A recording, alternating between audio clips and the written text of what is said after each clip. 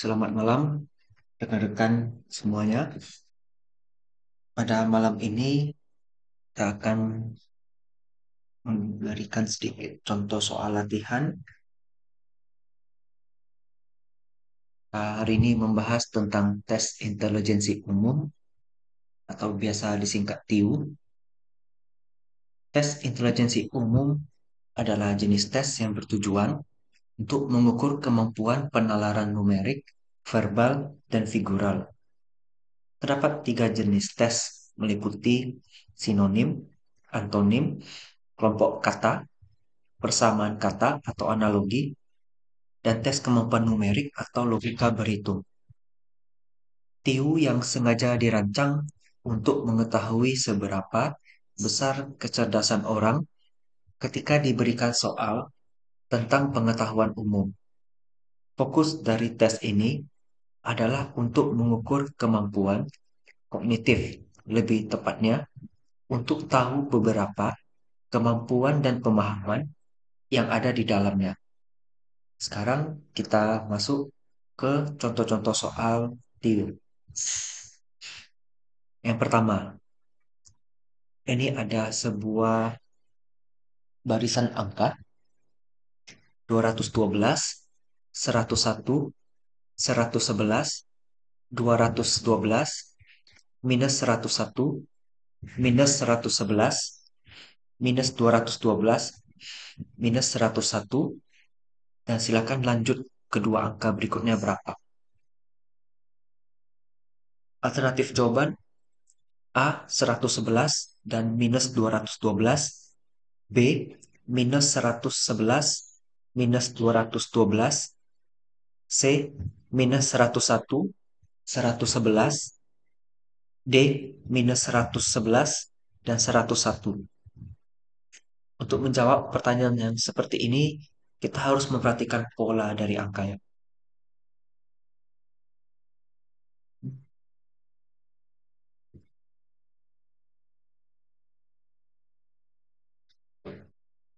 Dua satu dua,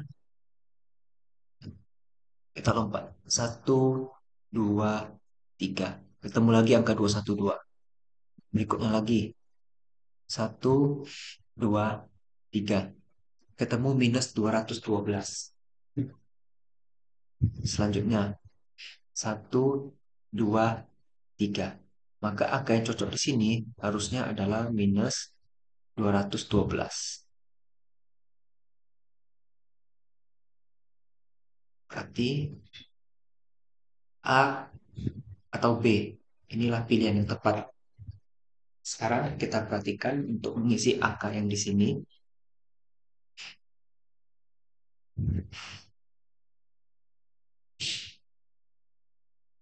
Perhatikan, kita mau mencari angka yang di sini. Dia harus di angka sebelah kiri 212-nya. Kalau kita perhatikan, ini ada 111 minus 111, maka di sini positif, negatif, maka di sini harusnya positif juga ya. Berarti nilainya adalah 111. Jadi jawaban yang tepat adalah A. Kita cek.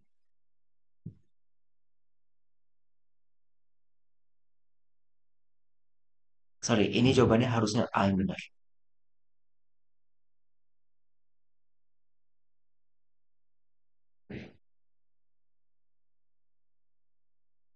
Kita harus perhatikan pola angka positif dan negatifnya.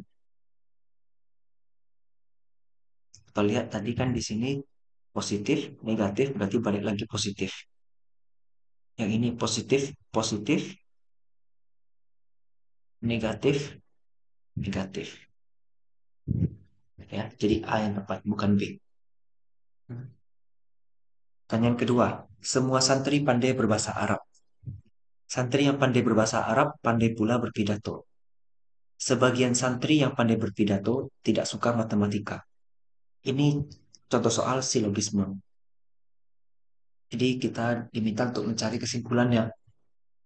Ada 5 alternatif jawaban. A. Sebagian santri tidak suka matematika dan tidak pandai berbahasa Arab. B. Sebagian santri suka matematika dan pandai berbahasa Arab. C. Sebagian santri suka matematika tapi tidak pandai berbahasa Arab. D. Sebagian santri suka matematika dan tidak pandai berbahasa Arab. D. E. Sebagian santri suka matematika tetapi tidak suka berbahasa Arab. Nah, untuk menjawabnya, kita hubungkan dulu informasi satu dan dua. Santri yang pandai berbahasa Arab itu juga pandai berpidato. Kita perhatikan dari pola kalimat yang ini. Pandai Arab, pandai pidato. Pernyataan ketiga, sebagian santri yang pandai berpidato tidak suka matematika. Berarti, sebagian santri itu suka matematika dan pandai berbahasa Arab.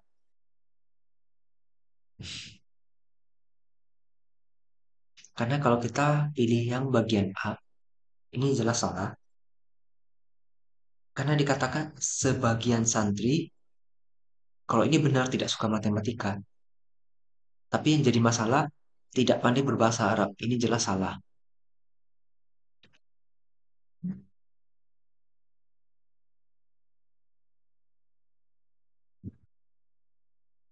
Kalau yang C, sebagian santri suka matematika tidak pandai berbahasa Arab. Ini juga salah. Yang D, sebagian santri suka matematika dan tidak pandai bahasa Arab. Ini salah semua. Yang mengatakan tidak pandai bahasa Arab itu pasti salah. Jadi kalau misalnya kita tidak paham silogisme, ya berarti kita langsung aja lihat yang tidak pandai bahasa Arab ini itu jelas salah. Karena di sini kita katakan semua. Jadi dapat disimpulkan bahwa ada santri yang pandai berbahasa Arab, pandai berpidato, tetapi tidak suka matematika. Tanya nomor tiga, semua wanita senang perhiasan dan kosmetik. A. Tidak senang kosmetik, tetapi senang perhiasan. Ada empat alternatif jawaban. A. Wanita yang tidak senang kosmetik. B. Wanita yang senang perhiasan. C. Wanita yang tidak senang kosmetik meskipun senang perhiasan. D. Bukan wanita meskipun senang perhiasan. Yang jelas yang D itu salah karena dia tidak boleh bukan wanita di sini.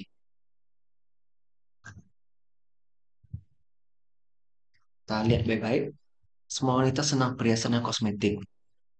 A tidak senang kosmetik, tetapi senang perhiasan. Berarti ada wanita yang tidak senang kosmetik. Jadi yang paling tepat itu adalah C. Jadi dia tidak senang kosmetik, tapi dia senang perhiasan. Ini pembahasannya. A adalah wanita tidak senang kosmetik, tapi senang perhiasan. Jadi ini konsep silogisme ya. Yang keempat ada asal, cel pun ada. Makna peribahasa tersebut adalah A. Harta benda bukanlah yang utama, tetapi kesehatan yang penting. B. Bersenang hati dengan apa yang didapat walaupun sedikit. C. Uang sedikit lebih baik daripada tidak ada. D. Menjadi orang harus memberi manfaat walaupun sedikit. Kalau yang C, sepertinya bisa ya. Uang sedikit, yang penting ada daripada nggak ada. Yang D juga bisa, menjadi orang harus memberi manfaat walaupun sedikit. Yang B juga itu bagus, bersenang hati dengan apa yang didapat walaupun sedikit.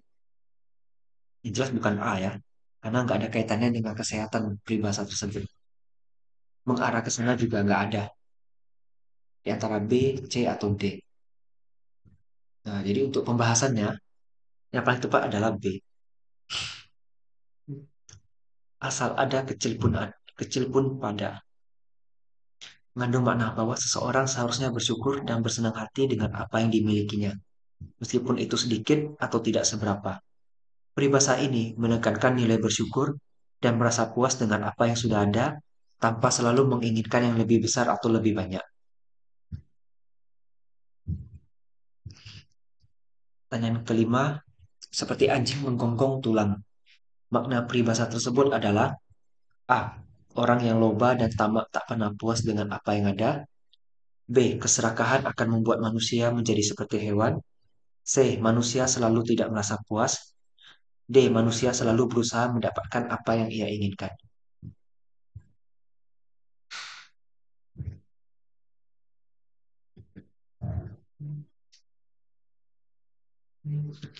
Jadi yang tepat adalah A. Ini menggambarkan orang yang selalu loba, tamak, dan tidak pernah puas dengan apa yang sudah dimilikinya. Analoginya menggunakan gambaran anjing yang terus menggonggong, mengejar, dan tidak pernah merasa cukup, walaupun sudah mendapatkan tulang.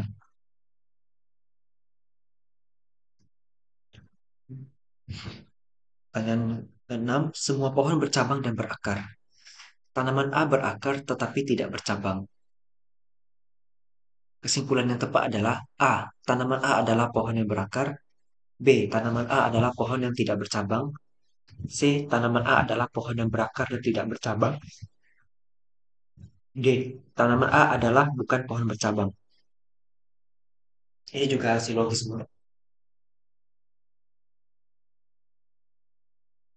A itu berakar tetapi tidak bercabang.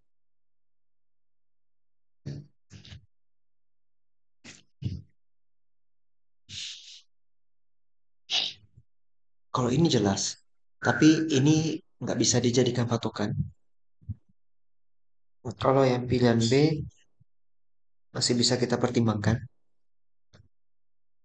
Pilihan C yang berakar tapi tidak bercabang, ini bisa kita pertimbangkan. Pilihan D bukan pohon bercabang, ini bukan. Jadi antara B atau C ya. Oh, rupanya D benar.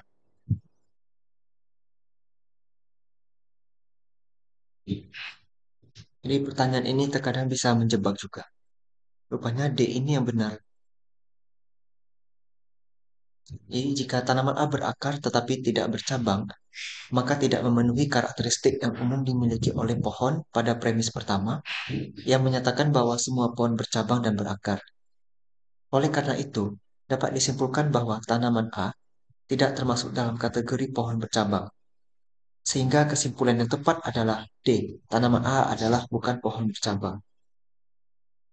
Ketujuh, ini ada perbandingan tangkai kelopak bunga. Kira-kira cocoknya dengan apa?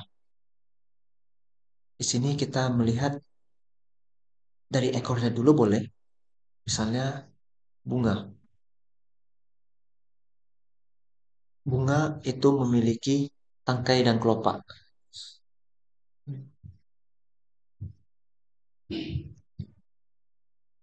Apakah kepala memiliki tubuh dan tangan? Harusnya enggak. Apakah air memiliki laut dan tanah? Harusnya tidak. Apakah hari memiliki tahun dan bulan? Harusnya tidak. Apakah daun memiliki pelepah dan tangkai? Iya. Jadi gitu cara pembacaan soalnya dan cara menjawabnya. Hubungan antara tangkai dan kelopak pada bunga adalah bahwa kelopak melekat pada tangkai. Analoginya, kalau pilihan D, pelepah melekat pada tangkai sama seperti kelopak melekat pada tangkai pada bunga. Sehingga pola ini mencerminkan hubungan yang sama. Berikutnya, kalau ada tanda yang seperti ini berarti antonim atau lawan kata. Apa yang menjadi lawan kata dari nekat? A. Niat. B. Motif. C. Maksud. D. Berani. Kalau kita bicara sinonim, maka sinonimnya berani. Karena ini antonim berarti ini salah, bukan yang ini. Jadi tinggal niat, motif, dan maksud. Kita lihat yang paling tepat adalah A. Antonim dari nekat adalah hati-hati atau niat. Nekat cenderung mengindikasikan tindakan tanpa pertimbangan yang matang. Sementara niat mencerminkan pertimbangan dan rencana yang matang sebelum bertindak. Yang kesembilan, elektrik lawan katanya adalah A. Tunjuk. B. Campur. C. Kolot. D. Pilih-pilih. Ini agak sulit untuk dianalogikan. Ini butuh waktu untuk berpikir ekstra. Saya berikan rekan-rekan waktu dulu untuk membaca dan menghayatinya.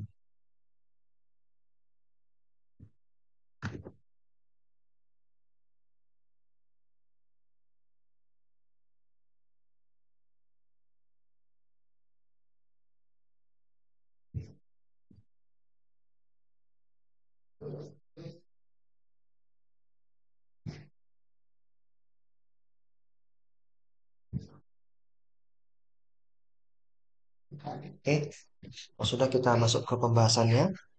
Jadi jawabannya adalah D, tak pilih-pilih. Antonim ini mencerminkan sesuatu yang sederhana, tanpa seleksi atau tidak memilih-milih, yang dapat bertentangan dengan konsep modern dan maju seperti yang diindikasikan oleh elektrik. Jadi memang agak jauh kalau kita hanya berpikir secara simpel. Memang butuh pemahaman yang cukup jauh, cukup dalam untuk bisa memahami yang pertanyaan seperti ini. Nomor 10, ada huruf A, C, E, G, I. Kemudian kita disuruh melanjutkan. Kira-kira dua huruf berikutnya apa? Yang A itu huruf K dan M, yang B huruf J dan L, yang C huruf K dan N, D huruf J dan N. Kita lihat. A ke C itu berarti jarak dua ya. Dari A ke B itu satu, dari B ke C itu kedua. Berarti ada jarak dua langkah. C ke E berarti dua juga karena C, D, E. E, F, G sama. Kemudian G, H, I. Maka setelah I adalah I, J, K. Kita tandai dulu yang huruf K di sini. Ada dua pilihan. Setelah K, L, M. Berarti ini yang benar. Yang tepat adalah A. Deret ini menunjukkan penambahan dua huruf setiap kali A, C, E, D, I. Jadi itu semua berikutnya adalah K dan M. Pertanyaan ke-11, ini sama konsepnya. A, B, D, G, K. Dua huruf selanjutnya adalah A, O dan V, B, huruf M dan O, C, huruf O dan N, D, huruf N dan O. Kita lihat juga polanya. A ke B, ini kan berarti jaraknya satu.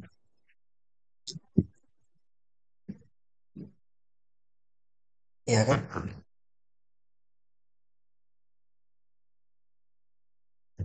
B ke D, jaraknya dua.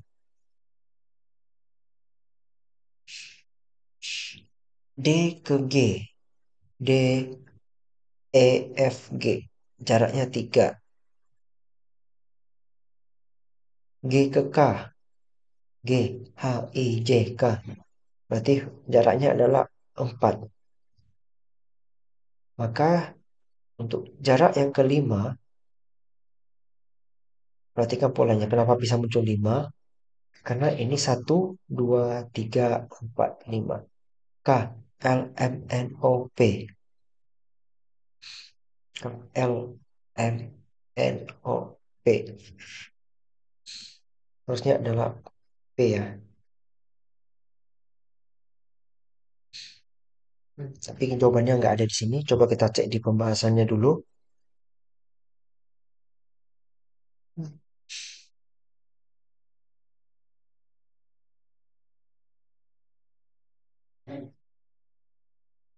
Ini jawabannya nggak ada sebenarnya.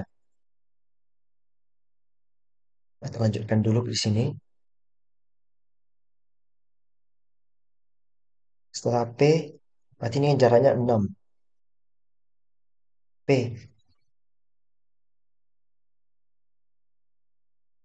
Q, R, S, T, U, V. Berarti P dan V. Ya, jadi memang P dan V.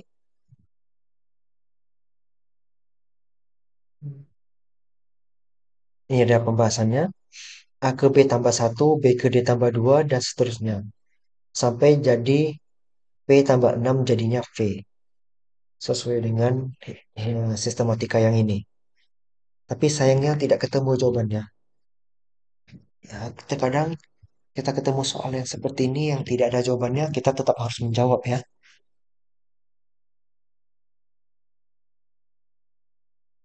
Jadi, karena jawaban yang benar harusnya P dan V, kita tentu harus memilih jawaban yang paling mendekati. Terkadang pembuat soal bisa juga membuat kesalahan ya, karena juga dibuat oleh manusia, tidak bisa luput dari kesalahan. Kenapa kalau saya memilih D, N, dan O? Karena itu yang paling mendekati. Yang paling mendekati huruf V kalau di bagian ekor, ya sebenarnya bisa A juga ya, karena dia mendekati P dan V. Ya inilah karena soal yang tidak memiliki penyelesaian, maka harus kita pintar-pintar. Berikutnya kita coba pertanyaan yang berikutnya. Prestasi Intan lebih tinggi dari Dini dan lebih rendah dari Tina. Prestasi Cantik lebih rendah dari Intan tetapi lebih tinggi dari Dini. Prestasi Dani lebih tinggi dari Dina dan Cantik. Tiga orang berprestasi terbaik adalah. Nah, di sini kita urutin.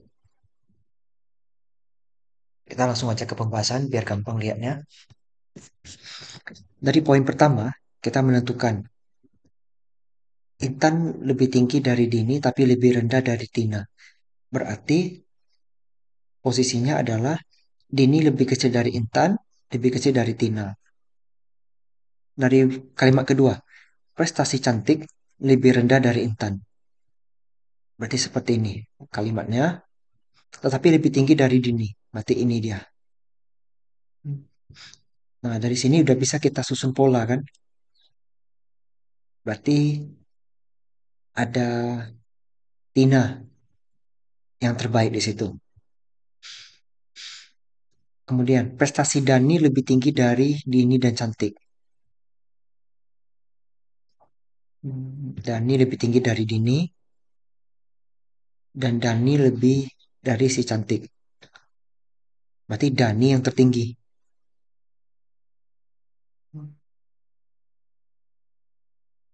Karena posisinya si Dini, si Cantik kan lebih tinggi dari Dini. Dan Dani pun masih lebih tinggi dari Cantik. Berarti Dani yang paling pertama. Inilah dia. Kita letak Dani di nomor pertama. Berikutnya,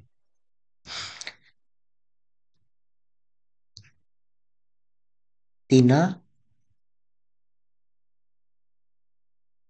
Dia tadi masih memegang posisi yang pertama ya. Yang di bagian sini tadi. Kalau yang di sini posisi pertamanya dipegang oleh Intan. Intan dan Tina tidak ada disandingkan dengan Dani. Berarti, nah tunggu. Tina itu lebih pintar prestasinya dari Dini.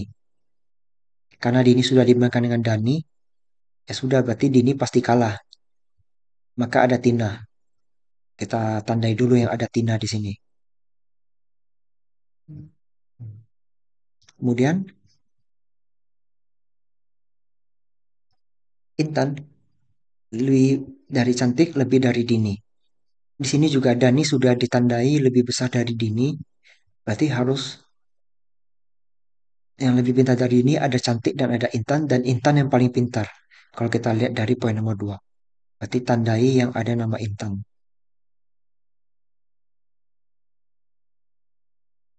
Maka jawabannya adalah A. Yang sudah memenuhi 3 nama. Ini cara untuk menjawab jenis pertanyaan yang seperti ini. Nomor 13. Hewan titik 2 sama dengan makanan dibanding soto. A. Lapar. B. Tumbuhan. C. Ayam goreng. D. Ubur-ubur. Kalau melihat yang seperti ini,